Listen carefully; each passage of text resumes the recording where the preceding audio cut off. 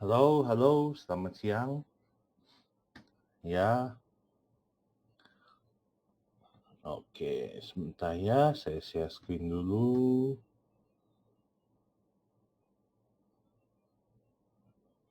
Oke, nah,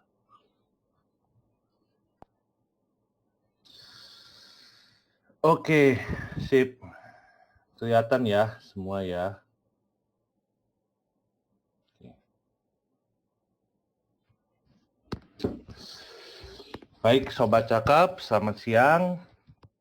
Um, di weekend ini ya, dan saya juga mengucapkan selamat Idul Adha untuk teman-teman yang merayakan. Nah, jadi sekarang jam 1 pas. Nah, saya akan mulai. Nah, jadi saya langsung mulai aja ya. Jadi hari ini apa sih akan saya bahas? Saya akan membahas yang namanya online customer management. Online customer management ini apa sih? Jadi begini loh teman-teman, ya.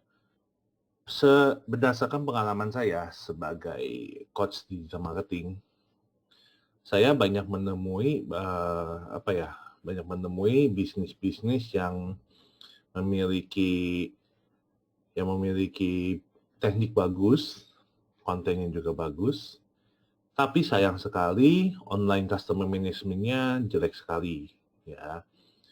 Nah, dengan demikian, karena hal itu juga, ya tidak working gitu, tidak jalan strateginya, marketingnya gitu. Nah, ini kan sebuah hal yang menurut saya sayang sekali ya.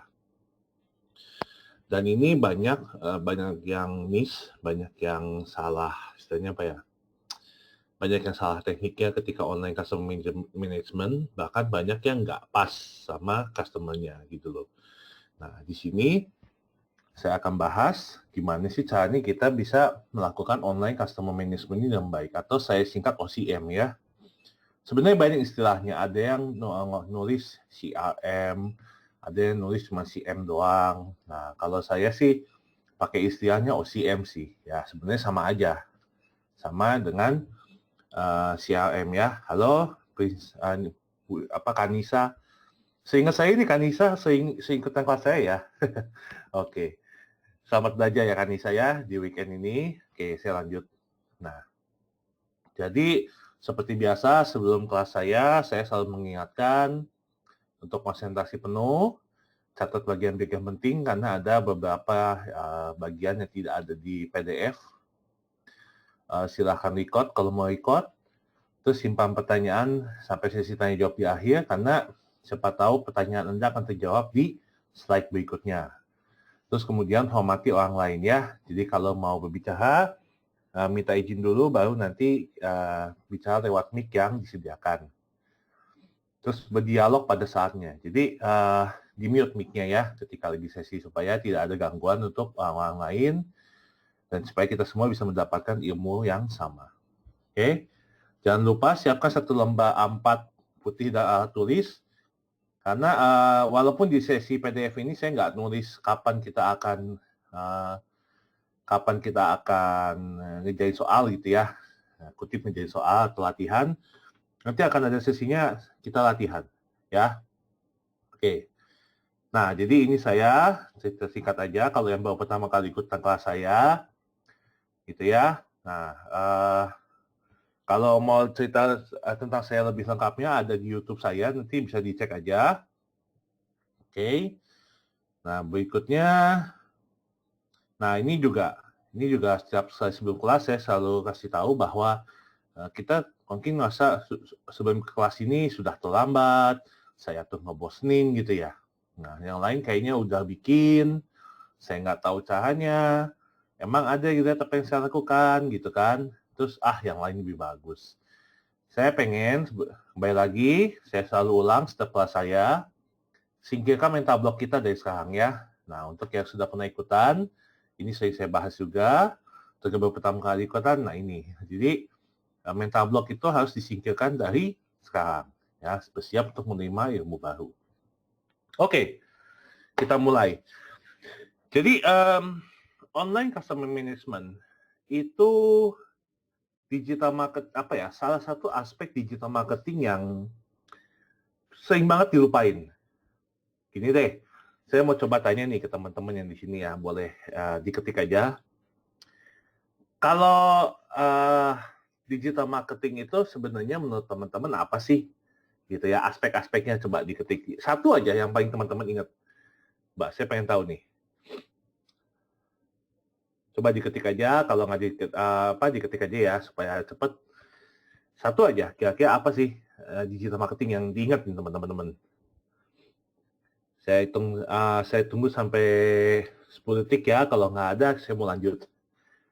Oke, Haga, oke. Oke, Budi. Ini Budi teman SMA saya nih. Ya, halo Budi. Selamat mengikuti ya. Oke, nah. Jadi saya mau sebutin aja ya. Kalau orang biasanya digital marketing itu ingatnya SEO, media sosial gitu kan, ingatnya iklan segala macam. Padahal online customer management ini penting gitu loh. Jadi hubungan yang baik dengan pelanggan dan calon pelanggan ya. Jadi bukan cuma pelanggan doang nih. Bahkan orang yang belum beli produk kita itu penting juga nih. Ya. Nah, pahami siapa nih pelanggan kita, terus perihal hubungan, terus identifikasi harapan dan pelanggan, dan bagaimana cara kita memenuhi atau melampaui harapan mereka, gitu ya.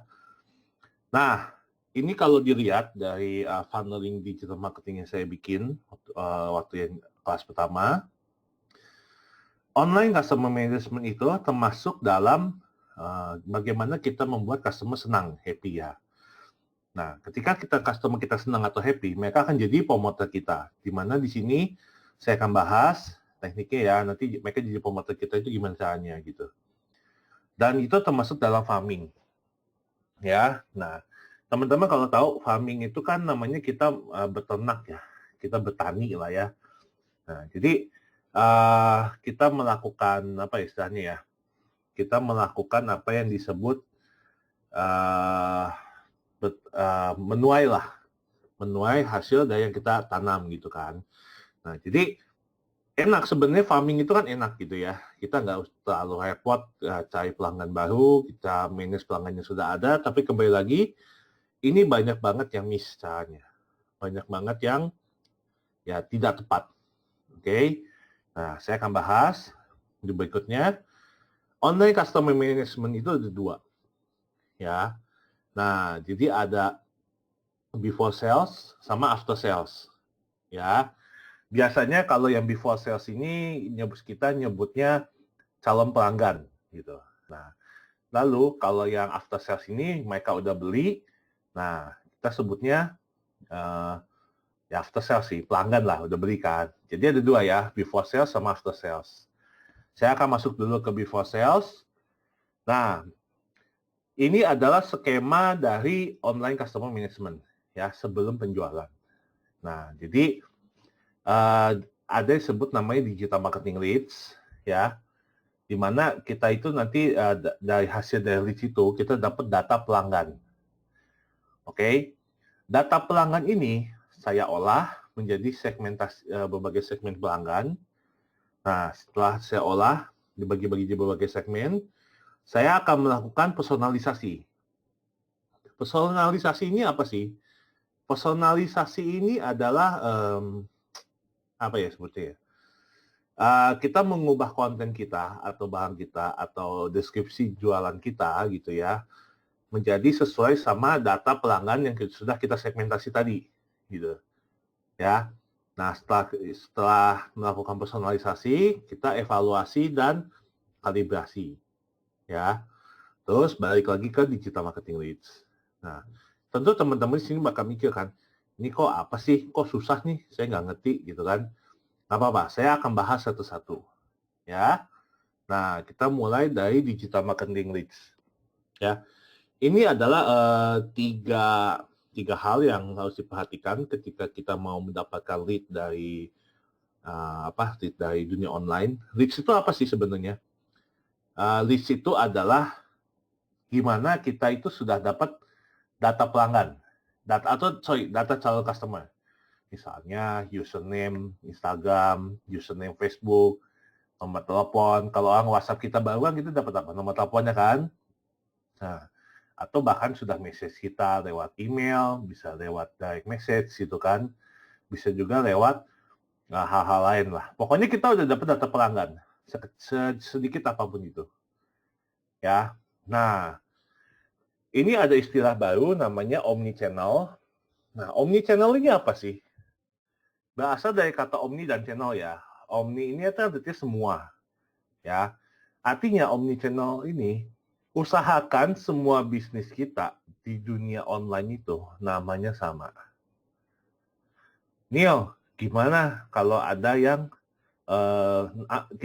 ada yang punya bisnis itu namanya udah sama dengan kita? Oke, misalkan ya, saya jualan brownies gitu ya. Saya bikin nama brownies kukus Daniel gitu misalnya. Ternyata ada yang udah pakai nama brownies kukus Daniel. Ya mau nggak mau, mau nggak mau kita bedakan namanya atau kita ganti namanya gitu kan. Tapi mungkin bisa diakali dengan misalnya brownies kukus Daniel Jakarta misalnya gitu ya. Atau kalau teman-teman ada di daerah lain ya pakai nama belakang pakai nama daerah itu masih bisa. Jadi usahakan omnichannel ya. Kenapa omnichannel? Dengan kita melakukan hal yang namanya omnichannel ini, semua nama kita satu di semua channel online, itu sangat memudahkan pelanggan untuk mengenali kita di dunia online gitu loh. Menghubungi kita. Halo, Kak Abdu, selamat datang di kelas digital marketing ini. Ya, saya balik lagi ya. Nah, jadi kalau namanya beda-beda, orang tuh jadi pusing. Ini siapa? Ini sama nggak ya? Contohnya saya deh. Saya pakai nama Daniel Sastramijaya kan. Buat dicek aja. Di YouTube saya pakai namanya sama. Di Instagram saya pakai namanya sama. Di Facebook saya pakai namanya sama juga gitu kan. Di Twitter, karena Daniel Sastramijaya kepanjangan, saya pakai namanya Daniel Sastra gitu kan. Jadi, omnichannel ya. Semua itu harus omnichannel. Nah, terus perbanyak channel online. Jadi misalkan mungkin saat ini kita baru di Instagram atau Facebook saat ini gitu kan. Nah, usahakan mungkin nambah di Google, nambah di Twitter gitu kan. Mungkin nambah lagi nanti di YouTube. Nah, mungkin nanti nambah lagi di Indonesia itu ada namanya Pinterest atau mungkin saat ini ada yang namanya TikTok gitu kan. Nah, perbanyak channel online. Kenapa? Walaupun memang nggak mungkin kita itu dapat pelanggan misalnya dari semua channel itu sama banyaknya ya. Karena bisnis itu kan beda-beda. Jadi buat saya dan pengalaman saya juga sih, nggak mungkin bisnis kita itu dapat pelanggan yang jumlahnya sama di setiap channel, ya. Kayak saya contohnya, jujur aja, saya punya pelanggan itu, saya punya customer itu banyaknya dari Facebook, ya. Saya banyak banget dari Facebook. Kenapa? Karena memang ya pelanggan saya umurnya 25 ke atas, rata-rata punya bisnis kan umur segitu. Jadi walaupun ada juga sebenarnya di bawah 25 tahun, ada customer saya di bawah 25 tahun gitu. Tapi kembali lagi, ya banyaknya dari situ gitu, dari Facebook pelanggan saya. Nah, jadi sebenarnya buat apa sih channel online ini banyak-banyak? Semakin banyak channel online, kan kita punya semakin banyak sampel atau contoh, gitu, semakin banyak data yang kita dapat. Dengan demikian, kita juga makin tahu gitu loh. Oh, ternyata pelanggan saya banyaknya dari sini ya, gitu. Nah, kemudian sediakan CTA di setiap konten. Di setiap ya, ingat ini ada tulisan setiap loh. Nah, CTA itu singkatan dari call to action. Ya, kalau yang baru ikutan pertama kali, saya jelasin. CTA itu singkatan dari call to action, artinya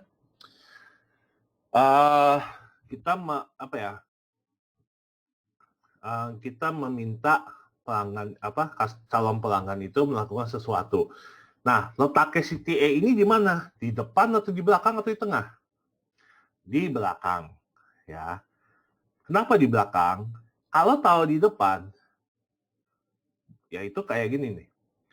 Kita nulis konten. Silahkan share, ini. Orang belum baca udah dimintain share gitu kan. Itu kesannya nggak bagus, ya. Jadi, kalau call to action, rumusnya ya teman-teman sekalian, call to action itu di setiap konten tahunya di belakang. Kita kasih tahu dulu depannya misalnya, bonus course ini sejarahnya begini. Nah, teman-teman sekalian gimana? Gitu kan? Kalau suka share ya, kalau atau boleh save kalau nanti mungkin mau pesan atau gimana. Jadi CTA itu utamakan selalu di belakang, ya. Itu caranya kita dapat leads atau data, ya. Nah, sekarang data pelanggan itu dapatnya gimana? Ada yang otomatis dapat, ya. Ada yang manual, oke. Orang otomatis itu gimana sih? Contohnya gini, kalau kita pakai yang namanya Insight ya, ini saya masukin, kita gunakan Insight dari channel online.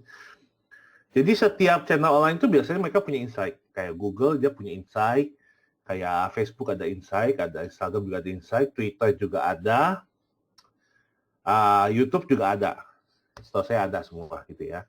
Nah ini yang namanya otomatis ya Insight. Kalau manual gimana? Bisa pakai Google Form. Misalnya nih, saya kan sering nih webinar-webinar kayak saat ini ya. Kayak hari ini pakai cakap.com gitu kan. Nah, terus saya sempat juga webinar pakai waktu itu kemarin sama kelas PAUN, itu pakai Google Meet. Nah, yang manual itu saya pakai Google Form. Nah, saya pakai Google Form, udah gitu saya nanya, gimana pendapat kamu gitu kan. Nah, terus sebelum masuk ke feedback gitu ya, saya kan tanya dulu emailnya apa, namanya siapa, nomor telepon bisa dihubungi gitu kan. Terus saya dapat feedback, gimana menurut pendapat kamu acara ini? Bagus atau enggak, segala macam gitu ya. Itu cara dapat data pelanggan. Oke. Nah, cara dapat data pelanggan ini apakah mesti dipaksain? Jangan. Sekali lagi, kita nggak boleh maksa orang ngasih data. Kecuali kita punya something, kayak kemarin kelas PAUN itu, dia bilang, kita akan kasih sertifikat kalau kamu sudah isi data. Gitu ya. Jadi ada kayak, hadiahnya lah. Gitu. Biasanya lebih bagus ya, orang akan lebih isi kalau ada hadiahnya. Gitu. Ya. Nah, ini ada contoh, ini ada contoh dari klien saya di Bali. Saya ngecek insight dia dari Google, ya. Ternyata banyak itu orang cari itu air conditioner, Daikin, toko AC. Nah, ini toko AC di Bali ya. Saya ngecek dari Google-nya dia. Nah, ini juga contoh datanya. By the way, ini klien saya coaching tuh baru 2 bulan ya. Jadi dari Juni-Juli. Ya kelihatan lah ya teman-teman ya perbedaan dari sebelumnya kan. Nah, gitu kan. Nah, terus ini juga nih ya contoh data. Ini kan kita dapat tahu nih, oh customer itu ngapain ya banyaknya ya, telepon atau ngapain gitu kan. Nah, terus ini juga nih, banyak orang nanya itu dari mana requestion tempatnya kan. Ini juga nih ya, orang telepon itu banyaknya hari apa. Nah, dari data sini kan bisa ketahuan tuh, oh ternyata orang telepon banyaknya dari hari waktu hari Selasa sampai Minggu ya. Justru hari Senin dikit banget tuh orang telepon. Terus kayak jamnya juga nih ketahuan nih, ya. Nih, ternyata orang datang itu pagi-pagi jam 9 hari Jumat seringnya. Gitu, ya. Nah, ini ya, ini data dari Google. Nah, ini kalau kita mau ngambil data dari Instagram. Ya, ini kebetulan saya pakai data Instagram saya. Bisa dilihat aja. Jadi ternyata follower saya banyaknya dari Jakarta, dari Bandung gitu kan. Nah, terus seperti saya bilang, saya kan punya audiens itu ternyata banyaknya umur 25 sampai 44 gitu dan 55% cowok gitu ya. Nah, terus yang sebelah kanan itu bisa dilihat itu adalah reach di postnya lah gitu ya, hasil dari orang yang ngelihat berapa kali ada postingan saya gitu kan. Nah, by the way follower saya jumlahnya 6.000 lebih. Nah, dan ini saya dapat engagement sekitar 5%, which is ya quite good ya. 5% itu angka yang standar sih. Dan ini di atas 5%, jadi menurut saya cukup oke lah. Nah, ini namanya segmentation ya. Jadi kan tadi kita sudah belajar ya, step 1 kita dapat step 1 itu kita dapat leads, terus yang kedua kita dapat data pelanggan. Nah, setelah dapat data pelanggan, kita harus tentukan segmentasinya, gitu. By the way, teman-teman yang baru gabung, ingat ya, ini adalah sebelum sales, ya, sebelum sales. Nanti setelah sales ada lagi, gitu. Nah, oke, jadi kita tentuin nih segmentasinya nih. Ada 7, ya.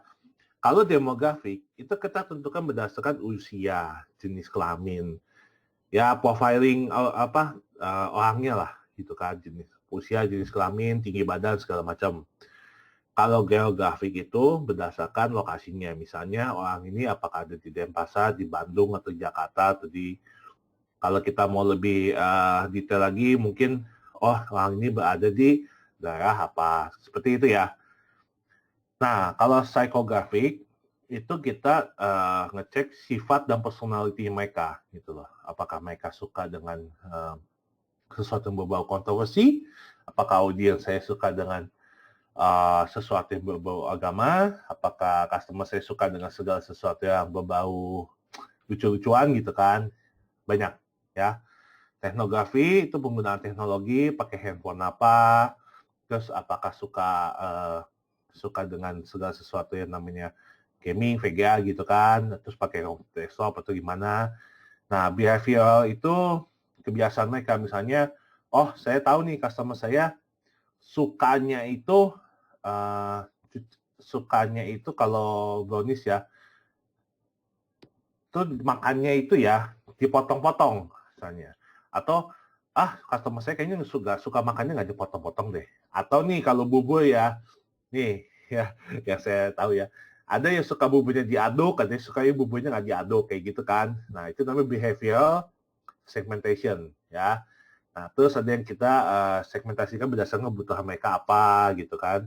Ada yang berdasarkan value base-nya. Jadi ini biasanya mereka ekonomi kelas menengah, kelas bawah, atau kelas atas kayak gitu ya. Oke, nah lanjut. Ini adalah step segmentasinya ya. Nah, ini saya sebenarnya yang step sebelum sales tadi, ini saya sebenarnya kelompokin dari satu ya. Jadi kita segmentasikan pelanggan, terus kita lakukan yang namanya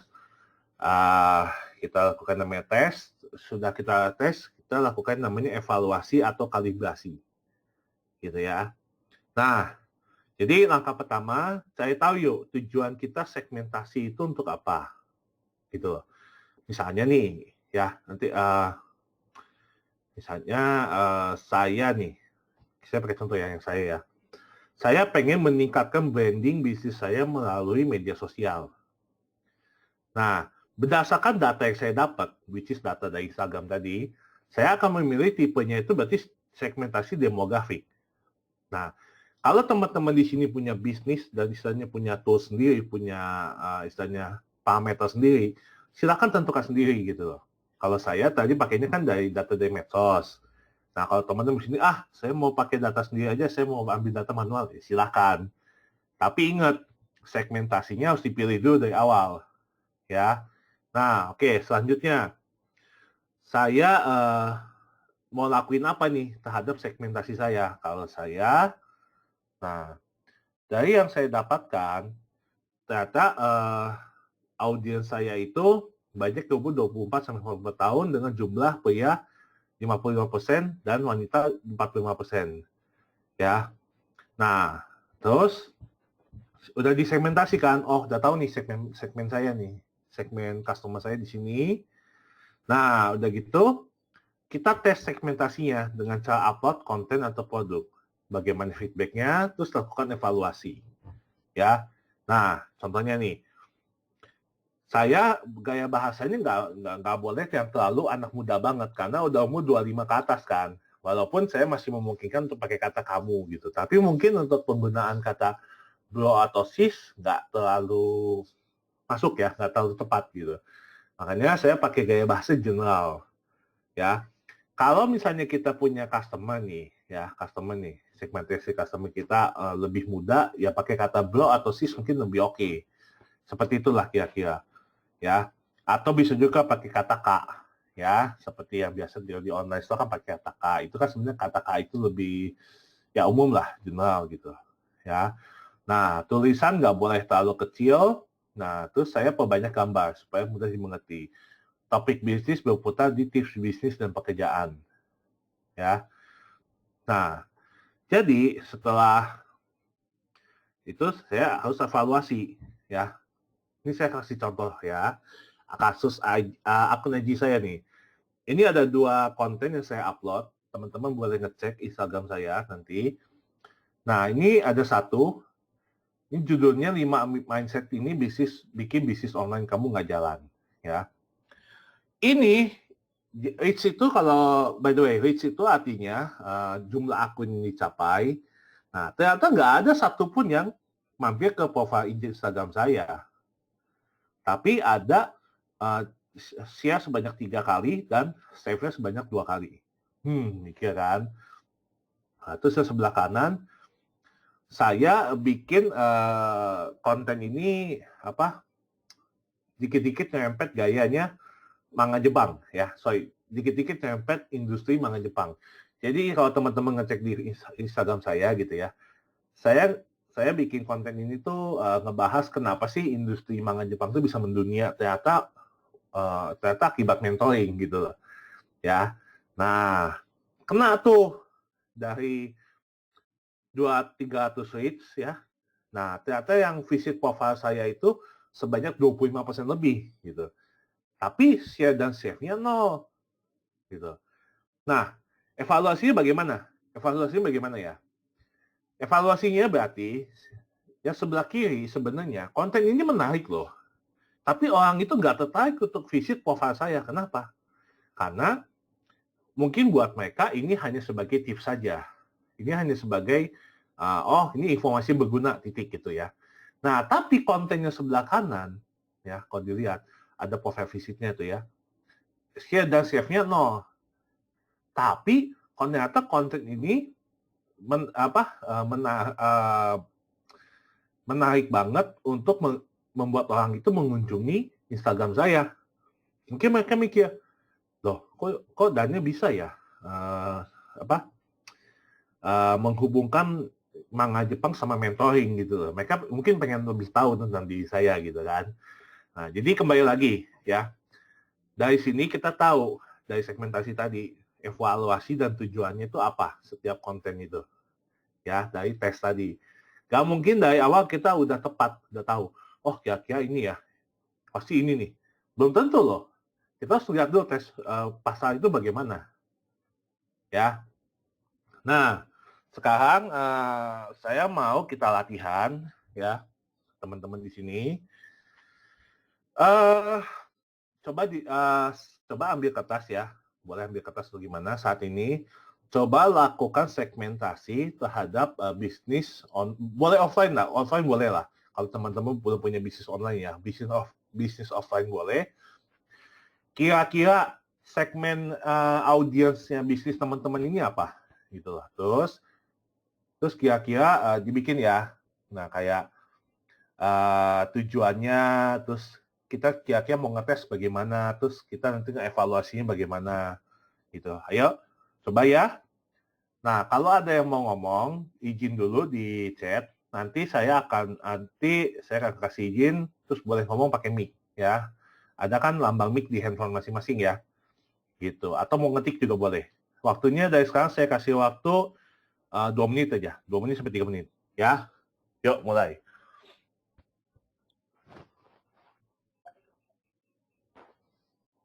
Atau teman-teman kalau misalnya ada yang mau ngomong langsung boleh. Ya, ngomong dulu di chat. Gitu. Kak, saya mau ini mau ngomong nih tentang segmentasi nih. Gitu.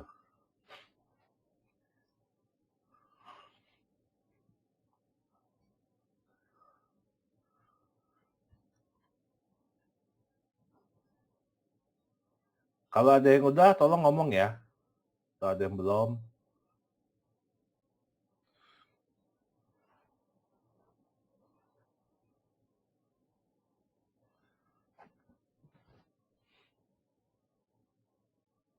Ada yang sudah selesai segmentasinya untuk calon customer?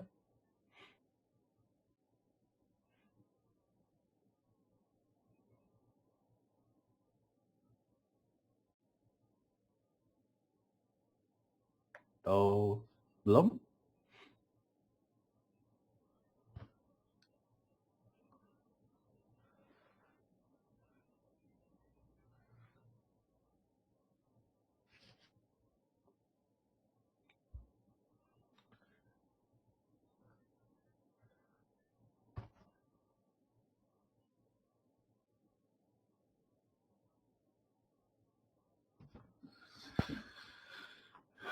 Oke. Oke, kalau misalnya nggak ada yang ini, saya lanjut dulu kali ya. Kalau nggak ada yang nulis atau ngechat, saya lanjut dulu. Nah, oke. Sekarang saya mau bahas online customer management after sales-nya ya. Ini juga penting nih, after sales ya. Jadi gini teman-teman. Saya cerita dikit aja. Saya sering nemu kasus gini. Orang ini sebenarnya bagus jualan, ya. Orang ini bagus jualan, barangnya bagus, delivery-nya bagus, kirimnya cepat, gitu kan. Produknya juga bagus. Tapi kok dia punya review nggak banyak? Saya tanya ke dia, Pak, Bapak ini kan bagus nih produknya, kok reviewnya dikit banget? Review kayak di Google Map pun cuma ada 1 atau 2 gitu kan. Padahal nih orang jualan sehari bisa 100 produk gitu, bisa 100 orderan. Terus bapaknya bilang, oh ya, kenapa emangnya? Iya nih saya lihat kok di Google Maps sedikit banget ya reviewnya. Oh saya nggak pernah ngecek Google. Padahal teman-teman, kalau dia minta review, saya yakin banget itu di Google Maps namanya bisa naik. Nah, secara algoritma Google pun dia pasti lebih dipercaya gitu loh ketika orang ngecek Google-nya. Nah, kebetulan karena saya kenal Bapak ini secara pribadi, makanya saya bilang, makanya saya ngunjungin dia gitu kan, makan tempat dia. Nah, ternyata kok kurang gitu loh untuk istilahnya reviewnya. Nah, jadi langkah ke-1 selalu ucapkan terima kasih ya, selalu mau nggak asal nggak enak mau apa pokoknya ucapin terima kasih dulu. Oke. Yang kedua, minta feedback ya. Nah, ini jangan lupa pastikan feedbacknya terlihat. Kalau misalnya kita mau minta feedback di Instagram boleh, minta feedback di Facebook boleh, minta feedback di Google Maps juga boleh. Gini teman-teman, ya, algoritma digital marketing itu atau channel online yang tadi, semakin banyak feedback, ya, semakin banyak review yang bagus, itu aplikasinya itu atau Google Map-nya itu atau misalnya akunnya itu ya akan semakin dipromosikan oleh channel itu gitu loh. Ngerti ya? Karena kan ngerasa, wih ini banyak ya yang suka berarti oke kita naikin gitu loh secara organik. Jadi ini sebenarnya customer management ini salah satu cara kita itu bisnisnya bisa laku secara online tanpa iklan. Ya, orang itu mungkin kadang gini loh, orang itu lupa kasih. Nah, kita yang minta, Pak, sorry, boleh minta testimoninya nggak? Gitu kan. Di sini ya. Nah, kalau dia kalau orangnya senang dengan produk kita, dengan barang kita, pasti mau dong kasih testimoni ya. Nah, kemudian untuk customer yang udah beli, kita bisa melakukan yang namanya upselling atau downselling. Ya, upselling itu jadi misalnya dia beli yang paling sering di online store ya. Misalnya dia beli apa itu ya? Tongsis deh, beli tongsis deh. Misalnya beli tongsis. Nah, terus udah beli nih. Terus kan kita say thank you gitu kan, minta feedback, bintang 5 atau apa biasa lah ya. Nah, udah gitu kita ngomong lagi ke orangnya, Pak, berminat nggak kalau beli istilahnya kabelnya nih gitu. Berminat nggak kalau beli lensanya nih supaya hasil fotonya pakai tongsis makin bagus gitu kan. Bisa juga kita kasih downselling. Downselling ini jadi menawarkan cashback atau diskon untuk pembelian berikutnya. Ngerti ya? Jadi bedanya upselling sama downselling ini. Oke? Tapi sebenarnya tujuan dan fungsinya sama. Pokoknya kita pengen customer yang udah beli ini, mereka melakukan pembelian yang berikutnya. Gitu. Ya. Nah, kemudian ada yang namanya referral marketing, ini penting. Ya. Jadi gini, tadi kan ada konsep yang audience funneling saya tadi, saya sebut itu promoter. Ya. Nah, promoter itu sebenarnya referral marketing sih, sama aja sih istilahnya ya. Jadi cara paling umum biasanya kita bisa kasih komisi gitu kan kalau misalnya mereka referensi ke bisnis kita ke teman-temannya.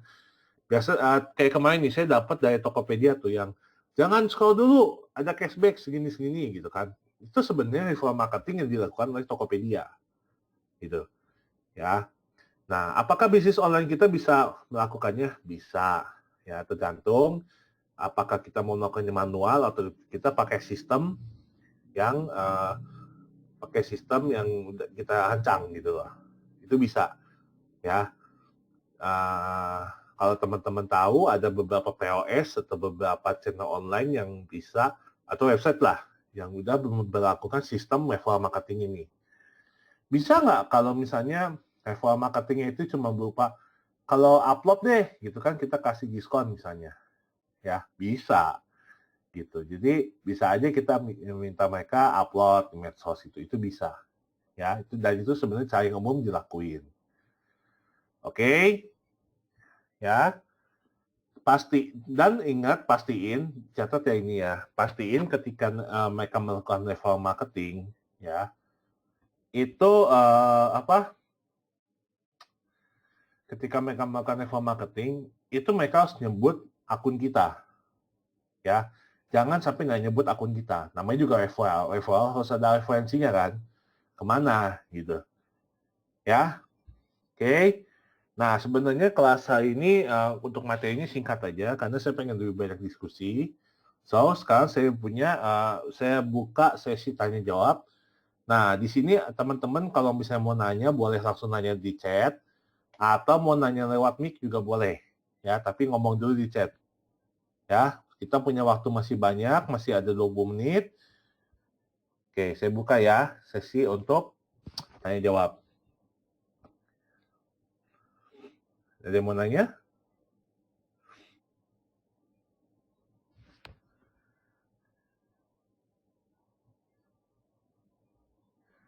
Budi, Nisa, Kak Abdul, atau mau nanya?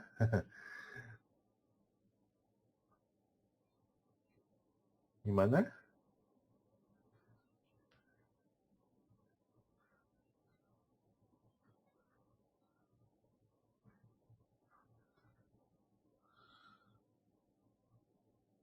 Atau udah cukup aja nih kelasnya nih hari ini? Kelihatannya lagi pada libur ya hari ini ya, lagi pada capek ya. Kemarin libur Idul Adha, jadi biasanya banyak yang nanya nih.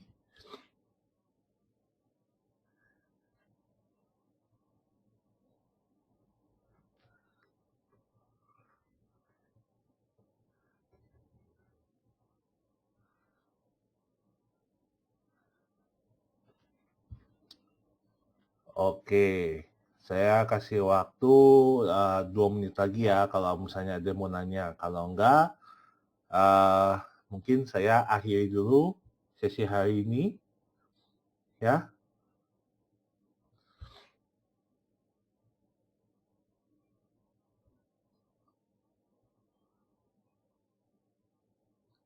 Tumben hari ini cukup anyep ya. Oke, Pak Heri, cara simple tahunya gimana ya? Uh, Sebenarnya paling gampang ya kalau psychological segment ya. Gini,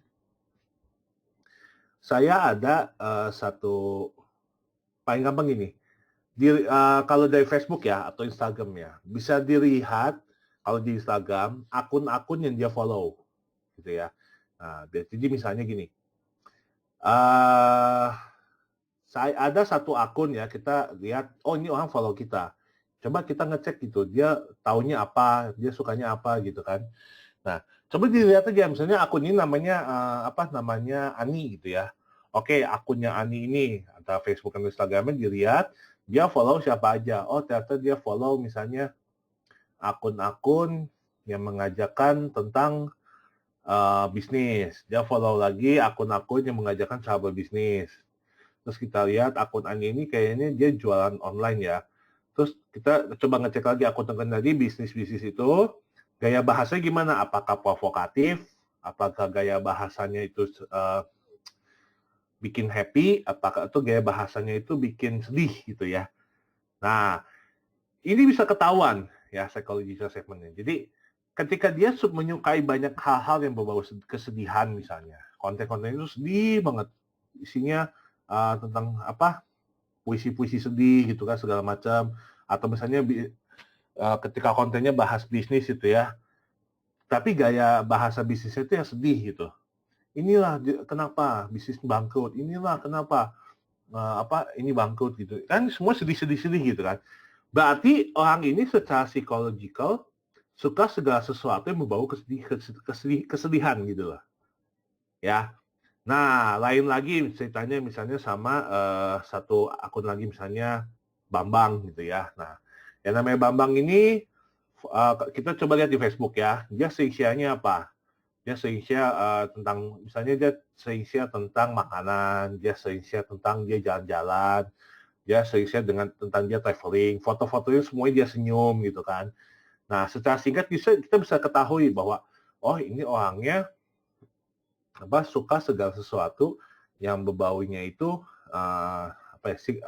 berbau happy, senang-senang, gembira, kongko-kongko, kumpul-kumpul. Nah, dengan demikian berarti segmentasi pasar buat orang ini, Pak Bambang ini untuk yang gimana ya ngomongnya ya? Segmennya berarti untuk Pak Bambang ini dia itu suka hal-hal yang berbau kumpul-kumpul, seneng-seneng gitu loh, happy-happy. Nah, kita sebagai bisnis ya, kalau bisnis online nih, bisa nggak kita menawarkan segala sesuatu gitu ya ke Pak Bambang ini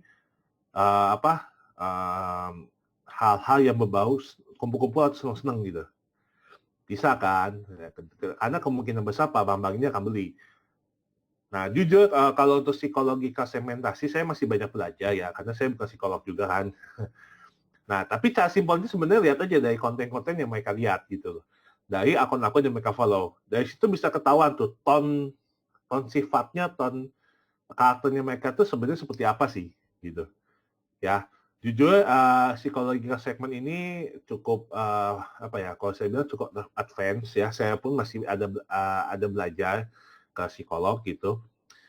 Jadi tapi gini, kalau teman-teman di sini mungkin ada yang lebih hebat dari saya gitu ya soal yang psikologi segmen ini, boleh kalau mau sharing di chat atau misalnya hubungi saya gitu ya. Kak ini loh Kak caranya gitu. Nggak apa-apa.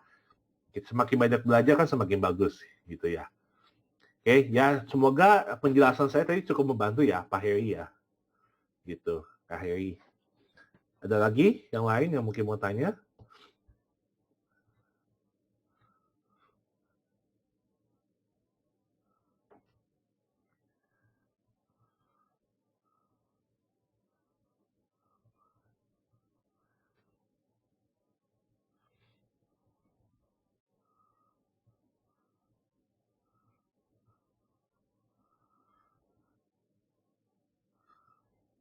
Yo, oke.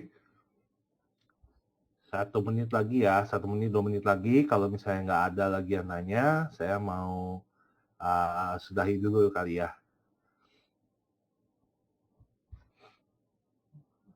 Mungkin lagi pada weekend ini, pada jalan-jalan. Long weekend ya, berhubung kemarin Idul Adha juga libur. Oke.